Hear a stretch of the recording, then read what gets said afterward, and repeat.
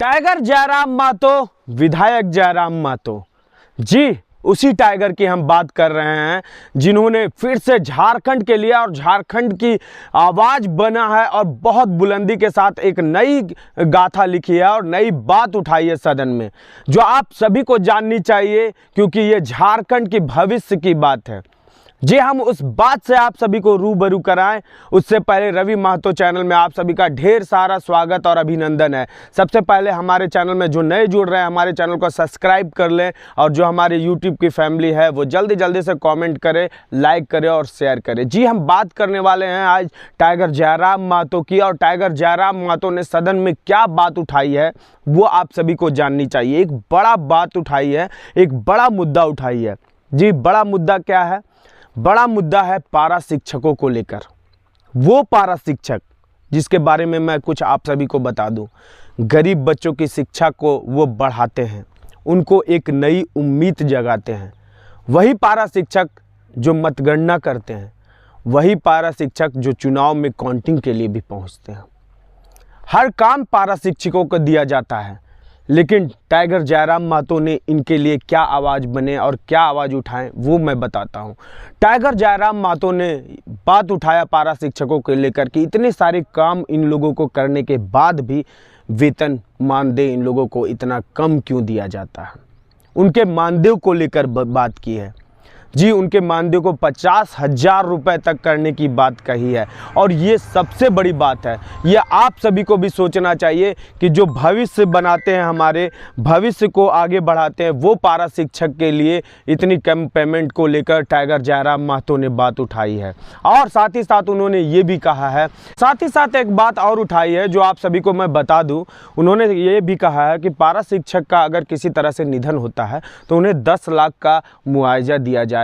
और ये टाइगर जयराम मातो ने इसलिए बात उठाई है कि झारखंड की शिक्षा अगर कहीं से शुरू होती है गरीब बच्चों की, तो उसका शुरुआत अगर कोई करता है आंगनबाड़ी के बाद। आंगनबाड़ी में बच्चों को बैठने सिखाया जाता है, लेकिन प्राथमिक शिक्षा जो देते हैं वो पारा शिक्षक होते हैं। झारखंड की भविष्य और तकदीर बदलने में पारा शिक्षकों का बहुत बड़ा हाथ होता है, और वही पारा शिक्षक का मानदेय इतना कम है। ये आवाज़ बनकर टाइगर जयराम मातो आए हैं। और सदन में जब टाइगर जयराम मातो ने इसकी बात कही तो कमेंट और बहुत सारा प्रतिक्रिया आने लगा पारा शिक्षकों को लेकर के। कुछ साल पहले पारा शिक्षकों पर लाठीचार्ज भी हुई थी, बहुत सारे ऐसे कांड हुए थे जो कहीं ना कहीं पारा शिक्षक उसको झेलते हुए, उस प्रताड़ना को सहते हुए और भी आगे बढ़े, लेकिन अभी भी वो अपने काम को, अपनी निष्पक्षता को करते हुए जा रहे थे। और कहीं ना कहीं टाइगर जयराम मातो ने जो ये आवाज़ बने हैं वो झारखंड के लिए एक तस्वीर, तकदीर को बदलने के लिए, पारा शिक्षकों को एक नई बुलंदियों तक पहुंचाने के लिए। अगर पारा शिक्षकों का मानदेय बढ़ाया जाता है तो उनकी बुलंदियां और बढ़ेगी और गरीब बच्चों की पढ़ाई और भी सशक्त और मजबूत होगी। ये तो बात रहा टाइगर जयराम मातो जो विधानसभा सत्र में ये बात उठाए, और ये कहीं ना कहीं उनके फ़ायदे के लिए और झारखंड के फ़ायदे के लिए था। लेकिन मैं अब इस मुद्दे पर थोड़ा सा और भी गौर करना आप सभी को कहूँगा कि कुछ ऐसे भी शिक्षक हैं और कुछ ऐसे भी स्कूल हैं जहाँ पढ़ाई के नाम पर बस खाना पूर्ति की जाती है। इस बात को भी हम अनदेखा नहीं कर सकते हैं। मैं खुद कई स्कूलों में जाकर विज़िट किया हूँ और कई पारा शिक्षक और कई शिक्षकों से मैंने इंटरव्यू लिया है, लेकिन उनकी जो नॉलेज है और जो पढ़ाई लिखाई है वो 0/0 है। तो ऐसे लोगों का भी ध्यान देना पड़ेगा और टाइगर जयराम मातो को इसके बारे में भी सोचना पड़ेगा। झारखंड के पारा शिक्षकों का वेतन बढ़े ये हम भी चाहते हैं, झारखंड के पारा शिक्षकों को मुआवजा मिले ये हम भी चाहते हैं, लेकिन झारखंड की पढ़ाई, झारखंड के रीढ़ की हड्डी माने जाने वाले ये पारा शिक्षकों पर भी ध्यान देना पड़ेगा। जो वैसे शिक्षक हैं जो खुद अनपढ़ हैं, जो पढ़ाई लिखाई में 0 हैं, तो उसकी भी विधि व्यवस्था होनी चाहिए, उन्हें भी छाटाई होनी चाहिए, उन पर भी ध्यान देना पड़ेगा। अगर झारखंड के नींव रखने वाले ये पारा शिक्षक ही बच्चों को अच्छा से नहीं पढ़ा पाएंगे तो तस्वीर और भी धुंधली होती जाएगी। झारखंड को अगर अच्छा रचयिता बनना है, झारखंड को अच्छा बुलंदियों तक पहुंचाना है, तो पारा शिक्षकों को भी उस काबिल बनना पड़ेगा। ये नहीं कहता कि सारे पारा शिक्षक ऐसे हैं, सारे पारा शिक्षक पढ़ाई लिखाई में जीरो हैं।